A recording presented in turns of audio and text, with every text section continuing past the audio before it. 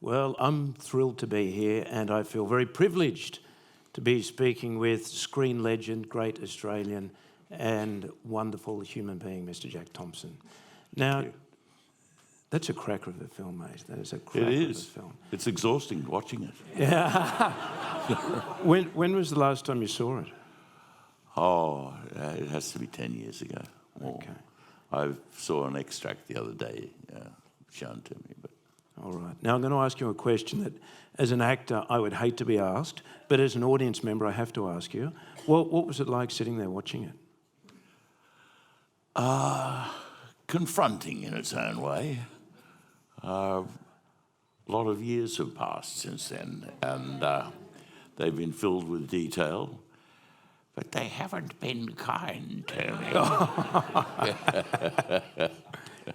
Now, you said before the screening, we were just sitting there, and you said that you wouldn't think this film would be made now. No, I don't think it would be. It was an extraordinary film at the time. There are all sorts of factors involved, but not the least of which was that it was very early in the renaissance of an Australian film industry. And I said to people at the time, you know, it's like handing the children crayons for the first time. They draw the house and the dog and the cat. We were actually very interested in depicting our own ethos ourselves for the first time, because we'd grown up without any examples of it on screen. Now it's taken for granted that the Australian image, one way or another, will be on film or television. But at the time, when we grew up as boys of my generation, when we played goodies and baddies, we adopted American accents because those were the people that we'd seen on the screen. If we played war games, we all adopted British accents because that's, after all, who we were. But there weren't examples of us and our way of life. There was dear Chips, who represented us, but he was like the token Mexican in film. We did make some films, but very, very few. And this film is so full of that. When John Dingwall presented this script to me, this is set in 1955. 1956, I was there just after this strike. I remember this. Right. I was the only actor who didn't have to be taught how to shear because I could shear a sheep. I was certainly no gun shearer. But it was, when I saw the script, it was like a diary of that world, that way of life that I had witnessed. I was going to ask you that, actually, because you left home at 14, and became a jackaroo. I did, but they were initially in the cattle country of the Northern Territory, but shortly after that, a year later, I was working out in Western New South Wales. As I say, I spent time in the shed. It's full of detail of that life of the shearer at that time. And there's not an improvised line in it. It was all straight from the script and all straight from life. These were all observations. Johnny Dingwall, the scriptwriter, had a brother-in-law who was a gun shearer. And he talked to him about this extraordinary event, the strike and the life and what it was, the ethos. And John wrote it. Originally, it was a script about this thick. It was about as thick as a New York phone book. And it went on into the life after that fight and the struggle with the sheds and the terrible confrontations that occurred between the scab labour and the shearers. And it was edited down to a length that could be turned into a feature film. I remember Matt Carroll was asked by Gil Reilly, it's all very well, that script, but where are you going to find an actor who can look like a shearer? And Matt said, there's one living in my mother's house in Wallara. And it was Is me. that right? Wow. We were living in that house. It was quite extraordinary to be presented with that. I remember that when we had our first read through, and we were asked, what do you think? What do you think? What do you think? And the director said, and what do you think, Jack? You've been silent. And I said, I think the script is so accurate that if we're caught acting, we'll blow it. And I think that when you see that ensemble of actors, there's a lovely line. There's a guy when all the Rouseys are turning up at the shed.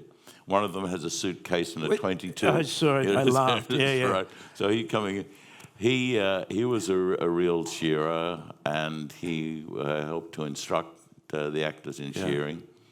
There's a little side story when it comes to that, instructing the actors. Garth, old Garth, Reg Lai, wonderful actor. Reg said, lining up on the board and being instructed, he said, what happens if you're a left-handed shearer? And they said, they put the left-handed shearer at the end of the board and turned the other way. He said, I'm a left-handed shearer. So when the camera was on all of us doing it, all you ever saw was his back. Lovely man. But I said that about the ensemble, and I think it's true. Every one of those people, we became those shearers. I had, as part of my contract as an actor, for the first time, I had in my contract that they had to provide a little caravan on site. Now it's standard. A caravan on site so that I could get there between scenes and get some shelter. And it became the shearer's caravan. And when the director wanted to talk to us, he'd come up and knock on the door of the caravan and say, I just thought we could talk about the next scene. And I'd turn to the other actors and said, meeting. It had become so much a part of our life. It's interesting you talk about the fact that when you read the script, the first reading, that no acting required. Because I've seen this film, that's the third time I've seen it the last 2 weeks because I was interested in watching it. Wow. And that's the thing that jumped out to me, the performances across the board. I think it's you're amazing at it, but obviously Reg Lyle as Garth is just so moving. Max Cullen, who's such an idiosyncratic actor, I think that's probably his best screen performance. I think a beautiful performance. John Hewitt, fantastic. Johnny Hewitt, all of them. What was it? How did the acting team settle on a level of performance that was so on the money and so naturalistic? Was it something that just happened organically, or was it assisted by the director? It was very much something that happened organically. And Ken Hannum saw it happening and encouraged it. But I go back to the script. It was so accurate. The wonderful story about the cook, all of that actually happened in the brother-in-law's life. The mad competition on the day when they're washing their clothes on the Sunday, the bum wiggles and scene. the bum wiggles, that all happened. And his brother-in-law described that to him. He said, "Oh, that's got to be in it. That's in it." The whole, what do you mean? It's a stain. That's not clean. Everything becomes competitive. Everything. And it's competitive because you're paid by the number of sheep. That's what the gun shearer is about. The bell goes, you start. The bell finishes for the first run, you finish. You all have to do it. I've seen that thing of the handpiece being put in a slipper with cooking oil. I've seen that. I've seen the towel on the piece of elastic so that you don't have to hang it up. All of these things that will mean one more sheep. Therefore, you're the gun. Therefore, you're more likely to be hired in this highly competitive area. And you get paid more money, quite simply. You get paid more money. It's full of that ethos that no longer exists, really. It's no longer there. Now you have, in this film and in all of your films, you have the most magnificent screen presence. You know, you're blessed with the most incredible set of pipes, and you know, you look like a god on screen. So you command attention every time you're up there. But aside from that, what I notice each time I've watched this film now is your ease. I can only describe it as an ease on screen. You are so relaxed and in the moment. And correct me if I'm wrong, but was that your second film after Wake in Fright, feature film? And you were the same in Wake in Fright as well. There was Peterson in between. Peterson was 74, yeah. Okay. So Peterson before this and then this. So my question would be, obviously a lot of it is organic and instinctive, but how, where, or who from did you learn screencraft? I have to say from Donald Pleasance. In Wake in Fright. Right, okay, yeah. And as young actors in Wake in Fright, Peter Whittle and I, Gary Bond, were standing there and talking about the difference between stage and working for the screen. And about it and about. Gary had some experience. I had a bit of television experience. So did Peter. And Donald was standing there listening to us and not saying much because he had a lot more experience and had been awarded for his presence on screen. And he was called to the set. And as he went to the set, he walked around behind the group of young actors, and as he came around behind me, he said, "Feed the camera, Jack." And since I was watching dailies, the rushes, and aware from my first experience with multicam on television and seeing the playback and seeing what I did, I knew immediately what he was saying. And I thought, that's right. That lens is the eye of every member of the audience. You look at down that lens, every one of the people that fill the theatre see you looking at them. So that it is the audience. The lens is the audience, and it's your friend. Therefore, it's who you're talking to. Yeah. And unless you are at ease with it, then you're an embarrassed actor, not really here. You know, I don't want to. I became very aware of that. When they asked me to write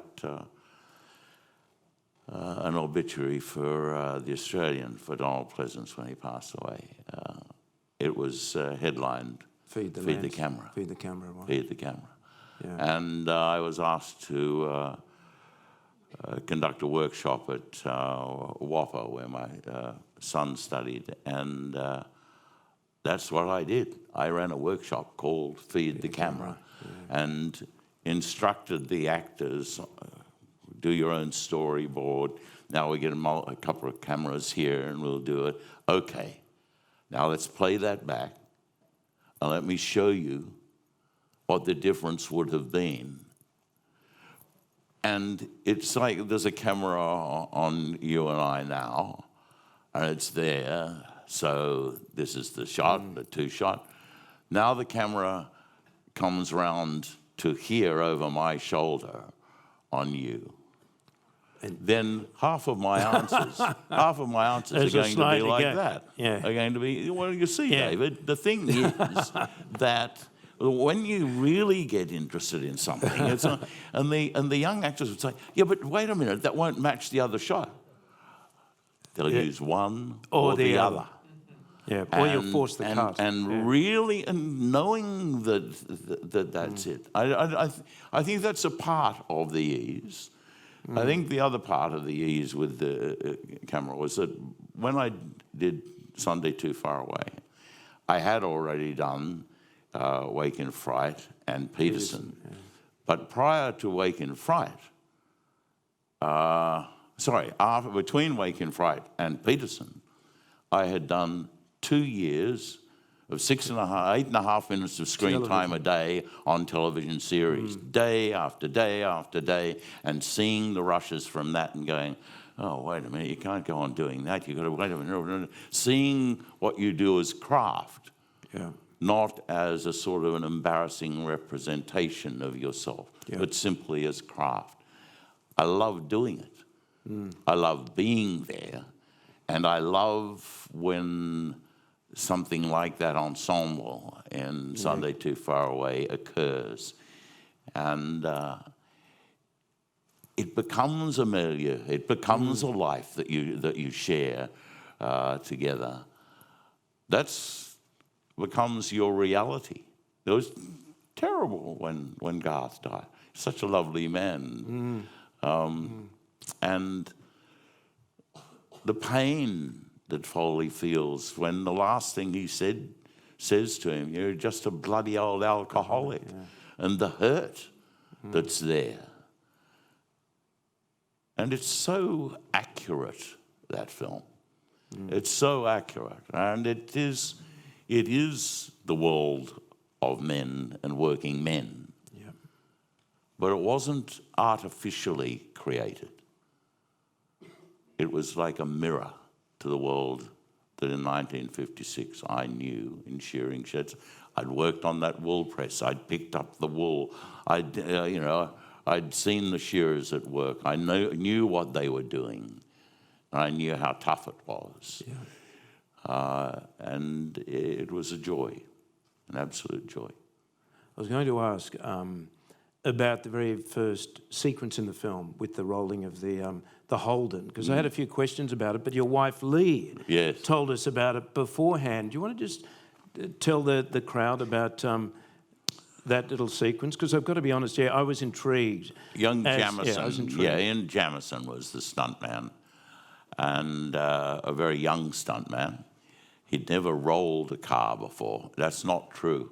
He'd rolled his own car the night before, inadvertently, going back home in the mud. He rolled his own car, and I think that worried him terribly.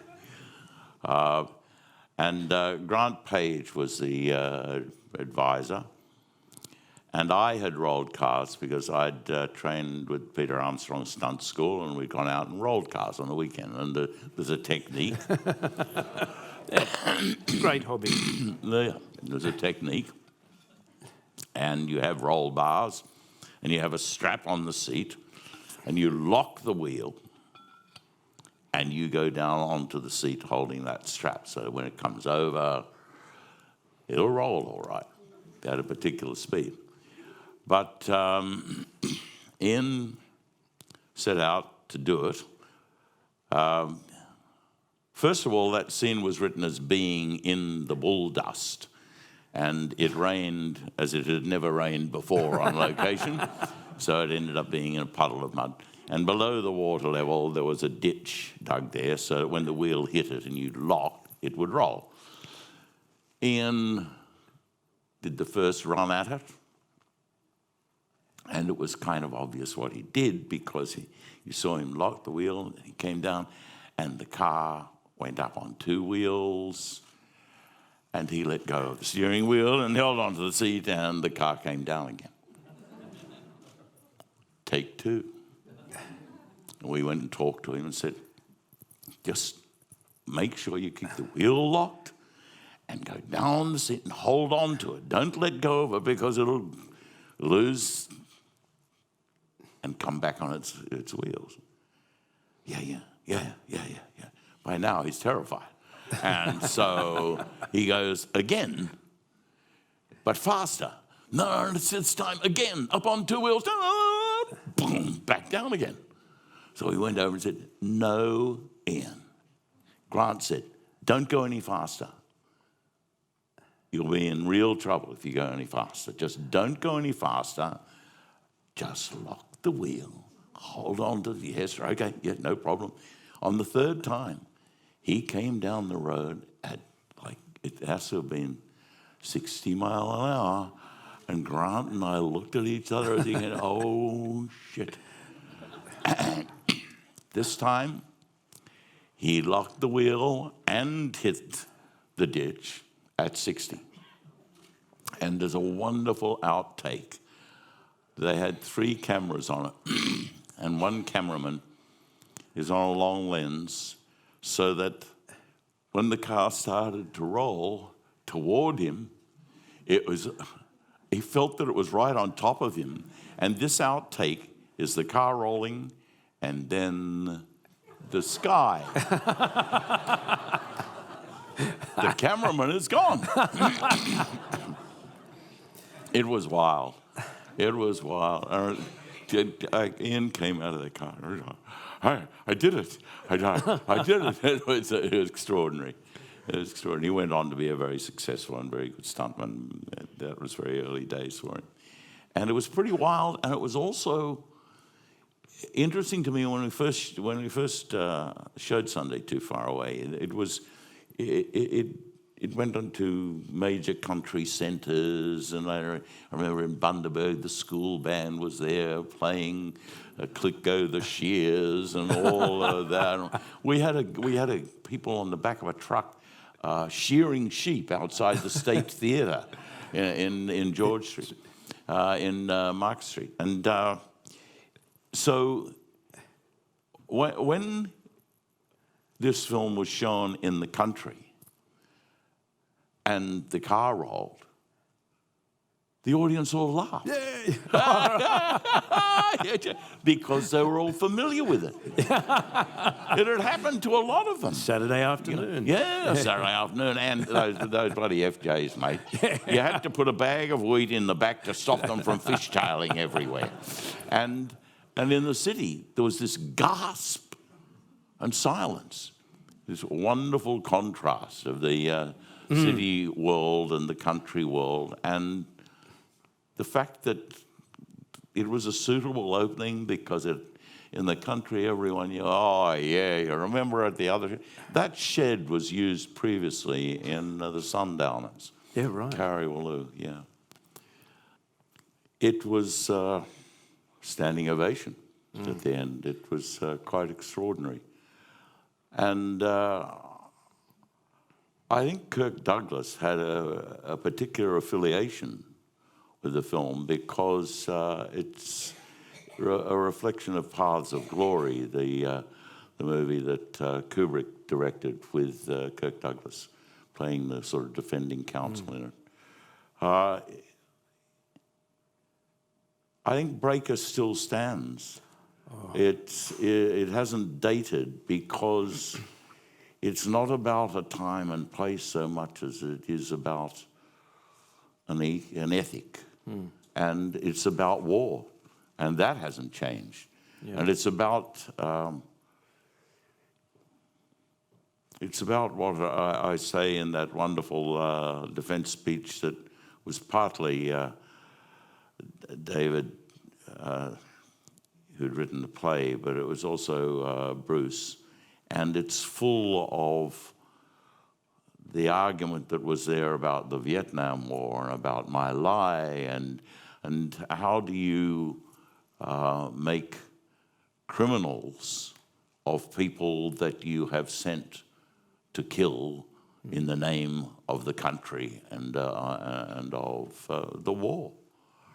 And of course there are war crimes, but that's the argument, isn't it? And the young man wrote that book, Scapegoats of the Empire. It was important that these people be seen as guilty at the time. The interesting thing to me about Breaker is that prior to the movie, Breaker Morant was never mentioned in any of our history lessons at school. And after the movie, it was there for every school child, and they knew about it. And it changed forever. The actual incident changed something forever, and that was that after that incident, a bill was passed in Parliament that made certain that an Australian soldier serving in a foreign theatre charged with a capital crime had to be brought back to Australia to be tried in Australia. In fact, in the early 1970s, an Australian staff sergeant in Washington, D.C. was charged with rape, and he had to be brought back to Australia and be tried in Australia. He was found guilty, but he was tried in Australia as a result of this incident with Breaker Morant and the execution. Bruce Beresford, it's another South Australian Film Corporation movie, and Bruce Beresford, my first time working with Bruce, I went on to do The Club with him, and I've done a couple of other pieces with Bruce. He's a lovely man to work with, really close communication. I looked at some scenes a couple of days ago, actually, and you're right, it's a film that certainly stands the test of time, and I think always will stand the test of time, because it's full of perfectly pitched performances that are right on the money, and it's so beautifully crafted. I think it's in, my top 3 films, Australian films, I think probably with Wake and Fright as well. Tell us, were you aware when you were making that film just how special it was? No. Okay. No. Well, I was aware that we were deeply involved in something, and that was a good feeling. I suppose if I did think about it, I thought that perhaps this relatively obscure court-martial in the Boer War might not travel, that it might only be seen locally as an interesting film or whatever, but it transcends that. It's more than that. Yeah. And the Americans thought it was about My Lai. I remember at Cannes, there was a woman from Sri Lanka, a director, who came up to me and said, that's a wonderful film, it means so much to us in Sri Lanka. And I said, what does it mean to you in Sri Lanka? And she said, oh, you forget, Mr. Thompson, we too were colonial troops. So I was never had resonance in many places. And I was never aware of that when we were making it. I was too involved in that courtroom and our relationship with each other. We used to play a game called liar dice. I don't know if you know what liar dice is. You get poker dice, and you have a cup, and you roll them, and then you take some out and you roll some more, and then you say what poker hand you have. And the other people playing the game have to either accept that or they challenge it. If they challenge it and you're telling the truth, they have to put some money into the centre. And if, of course, they're right, they take the money from the centre and you've lost the game and it passes on. This is a hell of a game for actors to play. Can you imagine? Yes. Waiting between the setups, and here's Brian Brown with Howard and dear Edward, and we were all sitting there playing liar dice with each other. I can remember walking onto the set, a beautifully constructed set of the courtroom, which was on, in a studio in South Australia. So beautifully made that I can remember standing there sort of picking some paint off the wall that was flaking, and the art director coming up and saying, hey, that's not paint flaking off the wall. This is a set, Jack. Oh, right. Yes. As we walked onto the set, we'd been interrupted with our game, and Brian saying, 3 aces, a jack and a queen. I don't think so. 3 aces, a jack and a queen. I don't think so. And Bruce said, What? what are you saying, Brian? And he said, 3 aces, a jack and a queen. That's what I'm saying. It's bullshit. So we had become this extraordinary unit of these men totally involved with each other. It had become our world. Once again, it had become our world. And I thought it was just so beautifully put together, as you said. So what, on that, what do you think makes a great director? With a number of different directors along the way, I think different things make great directors. Some of them direct by encouraging you to come together with it and sort of editing it a bit, and others bring more to them of themselves and want you to go in a particular direction. But I think there's that what makes a great director is a director who understands what the craft of acting is, who respects it, encourages it, and gives the actors that space in front of the camera for it to happen. If you've got your hands on it all the time, it's not going to happen. If you're worried about it, it's not going to. If you keep trying to adjust it, it's not going to happen. Working with Clint Eastwood, who, of course, began as an actor, and Eastwood never says action. He says to his cast, when you're ready. And at the end of playing a scene, like a lot of directors, he'll let it roll on a little because there'll be something spontaneous occur as a result of the actor's involvement in the scene. And he lets it roll on, and instead of saying cut, he says, yeah, I don't think we can use any more of that. But for all of that trust and all of that openness, I remember one of the actors on Midnight saying at the end of the movie, I said, you know, how was it working with Clint? And he said, I found it very difficult to get my own way. Oh. And he had actually allowed everyone to get their own way. Yeah.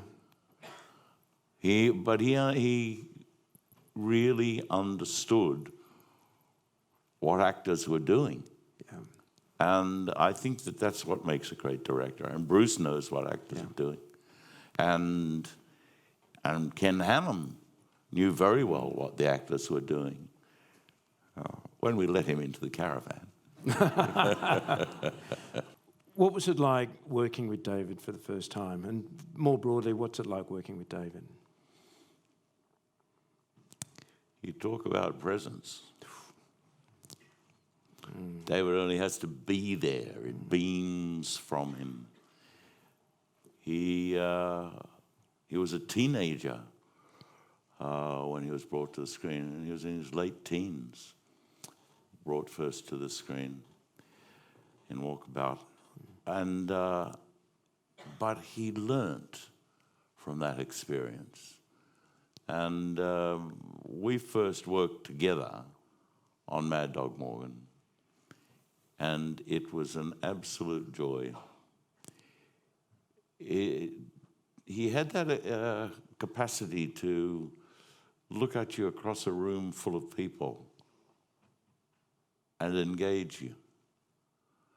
And I'd been aware of that, having worked with the Indigenous people in my teens up in the Northern Territory, that there's a communication goes on. It's not some sort of transcendental thing, but it's a very real part of their life. It's looks and sort of signals and stuff. So David saw me across the room and did that. And I looked back at him and I did the same thing. And Leona was with me at the time and said, what was that? I said, oh, he said there's someone looking at the two of us. And then when you looked, he said, now there are two people. And it wasn't those sentences, but it was looks. It was that, down. There's another one. And that was always a part of David as the actor. He brought that with him. It's there in his performance in Australia. It's there. It's there in everything David's done. I've seen him recently. He's not a well man, but he's being looked after, and he's down there in South Australia at Murray Bridge. He's a dear man, and I think quite an extraordinary man and an extraordinary figure in Australian film. There isn't anything like what David has brought, what Gulpilil has brought to Australian cinema. Yeah. I think he's a hero in that way, and and through him, through what David does, who David is, a very important bridge has been created. A cultural bridge between the Indigenous culture and our own as the invaders and the observers. Yeah. On that, you've recently wrapped a film, High Ground. Yes, yeah. Tell us a little about that. Well, boy, High Ground, which will be released within the first couple of months of next year, probably about March, April.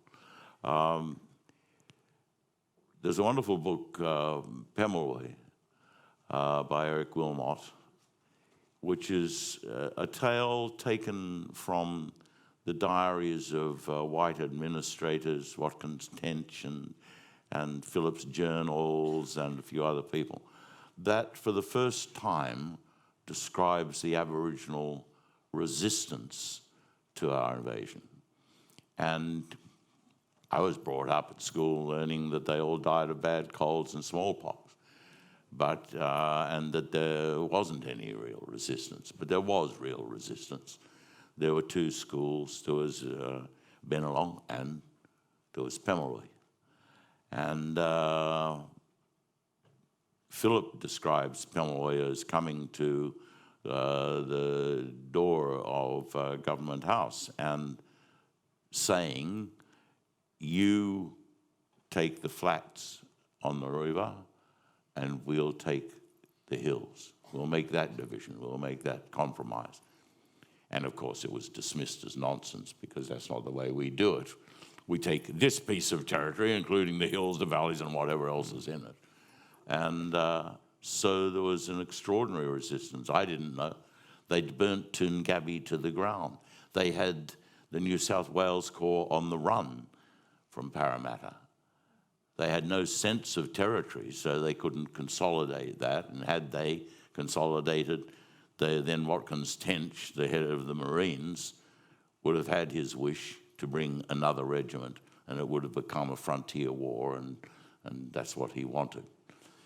So having read that book, having had the manuscript given to me by Eric Wilmot, and Eric saying people are asking me about making this as a film, he said, you know about filmmaking. I don't, Jack. We were both on the board of the National Museum. And he said, here, if they make it as a film, I want you to have something to do with it. So I took this wonderful book to a number of people, and it was a bit too difficult for everyone. It's an extraordinary piece, and I can understand now it would be easier to make with a whole lot of CGI. But one of the people that I took the book to was Stephen Johnson, who directed Yolngu Boy, which was full of the young Yolngu boys speaking their language, and a tale of their confrontation with the modern world and their difficulty. And I played the only white person in it, really, the policeman. And Stephen knew all about the Yolngu people because he grew up there as a boy. His father was a teacher in Yirrkala. And he and I talked about the Aboriginal. I said, here, read this. He read it. He couldn't bring it to the screen. But he came back to me and said, but there was resistance going on here, right into the 1930s up here in East Arnhem Land. And he gave me a couple of pieces to read. And long story short, or shorter, we come back to him presenting a screenplay with Chris Anastasiadis that's based on 3 very real incidents of Aboriginal resistance in the mid-1930s in East Arnhem Land. And has me playing the police sergeant, leading a group of people, a group of policemen, seeking to arrest a sort of rebel of the Yolngu people who is involved in burning cattle stations, killing cattle, trying really, as they were, to totally discourage any settlement up there at the time.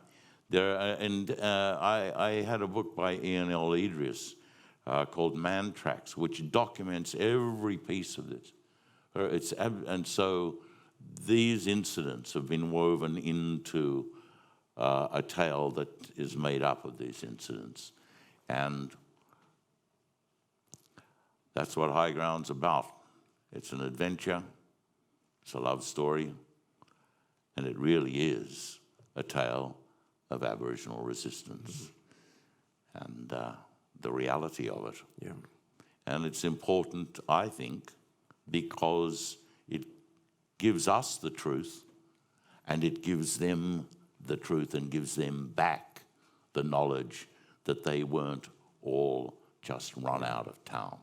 Yeah. There's a moment at the GOMA Festival. I'm an ambassador for the GOMA Festival, the largest Indigenous cultural festival held every year up in Arnhem Land, East Arnhem Land. And there was an incident there about 4 or 5 years ago. There was a man there with a boy, his son, about 8 years old.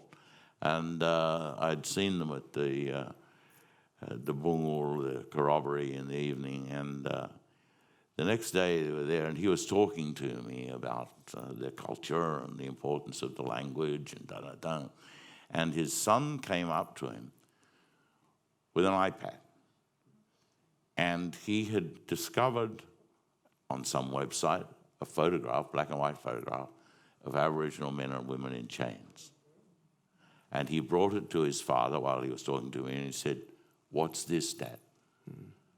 And his father was embarrassed and said, "Yes, I'm talking to Jack right now. Look, I'll talk to you about that later." And his son totally accepted that and said, "Yeah, right," and walked away.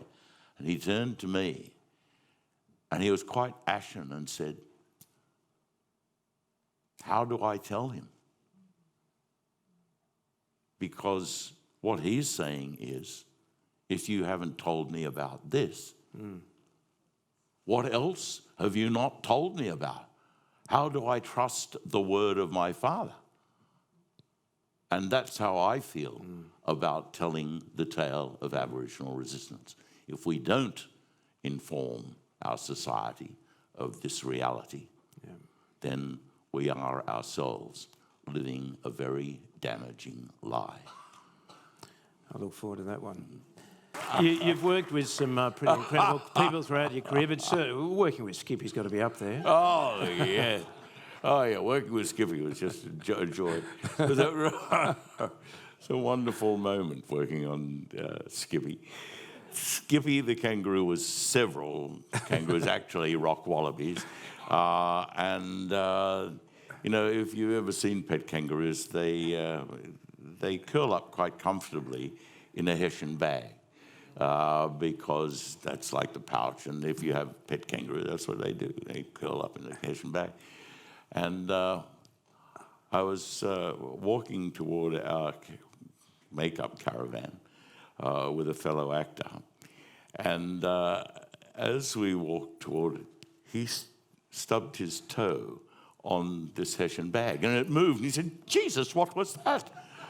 And the AD said, "Oh, that's Skippy." And he turned to me and said, "For God's sake, Jack, if that's the Stars dressing room, where are they going to put us?" Ladies and gentlemen, Mr. Jack Thompson. Thank you. Thank you. Good on you, Thank mate. you, David.